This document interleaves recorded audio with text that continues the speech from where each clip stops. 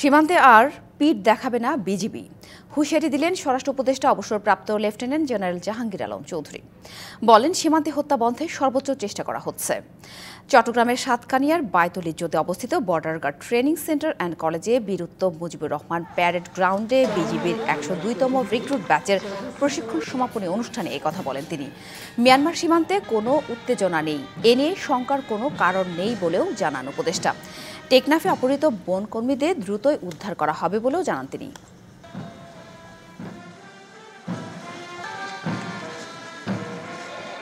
সীমান্তবর্তী কর্তৃপক্ষদের কাছে কোনো অবস্থাতেই পিঠ প্রদর্শন না করার জন্য আমি তোমাদের প্রতি উদাত্ত আহ্বান জানাচ্ছি। দেশ মাতৃকা রক্ষায় তোমরা প্রয়োজনে জীবন দেবে, তবু দেশের ১ ইঞ্চি মাটিও হাতছাড়া হতে দিবে না বলে আমি দৃঢ় বিশ্বাস রাখি।